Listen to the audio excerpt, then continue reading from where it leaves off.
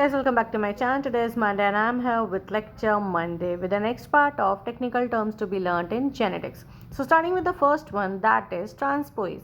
अब एज लग जाता है तो क्या होता है? एंजाइम होता है ट्रांसपोएज, the enzyme that sponsors movement of transposable elements to new sites in the genome. अब transposable elements क्या होते हैं? If you remember, jumping elements होते हैं, transposable genes भी होते हैं, jumping genes बोलते हैं उन्हें. तो ये अगर एक जगह से दूसरी जगह जा रहे हैं तो कुछ तो उसको ट्रिगर कर रहा होगा, कुछ तो उसके मूवमेंट को हेल्प कर रहा होगा.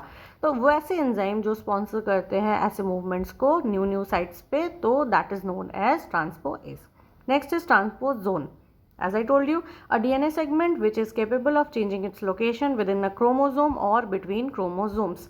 अपने क्रोमोसोम के बीच में भी चेंज हो सकता है, विद इन भी हो सकता है और बिटवीन भी हो सकता है.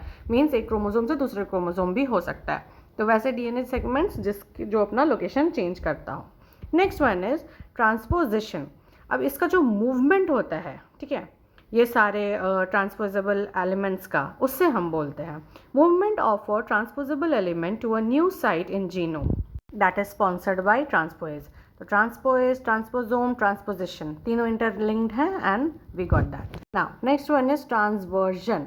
अब डीएनए या आरएनए में क्या होता है कि प्यूरिन जब रिप्लेस होता है पिरिमिडिन से, या फिर पिरिमिडिन जब रिप्लेस होता है प्यूरिन से, तो उसको हम बोलेंगे ट्रांसवर्जन. चेंज हो रहा है, वर्जन ही चेंज हो जा रहा है, ठीक है. अब पिरिमिडिन प्यूरिन क्या है, पीछे के वीडियोस में जाके देखो.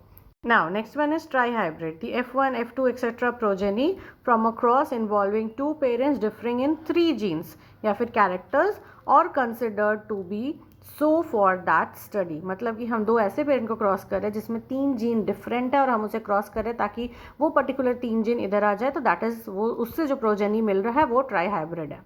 Next is trisomic, a cell or an organism having one chromosome in excess of the normal somatic complement of the species. One chromosome has 3 homologs in place of normal 2, denoted by 2n+1. 2n+1 होता है ट्राइजोमिक का. ये जो पूरा calculation है ये एक बार और मैं अच्छे से एक सिंगल वीडियो में बताऊंगी, क्योंकि बहुत सारे हैं. ट्राइजोमी है, फिर यूप्लॉइडी क्या होता है, पॉलीप्लॉइडी क्या होता है, सब है. तो यहाँ पे क्या हो रहा है कि सोमैटिक कॉम्प्लीमेंट में जैसे 2n होता है, फॉर एग्जांपल 23 है, प्लस बट इस कंडीशन में, इस जेनेटिक डिसऑर्डर में 23+1 हो रहा है. कोई एक पर्टिकुलर जो है आपका क्रोमोसोम, वहाँ पे 3 होमोलोग आ गई है, मतलब x, x1, x2 3 आ गया है वैसा. तो नॉर्मली 2 होना चाहिए था, लेकिन अभी क्या है, यहाँ पे कितने क्रोमोसोम्स हो जा रहे हैं, 3 हो जा रहे हैं. कैसे डिनोट करते हैं हम? 2n+1 से बोलते हैं. So that's it for the day. If you like the video, please hit the like button, share it, and don't forget to subscribe my channel. I'll again come up till that. Take care. Bye bye.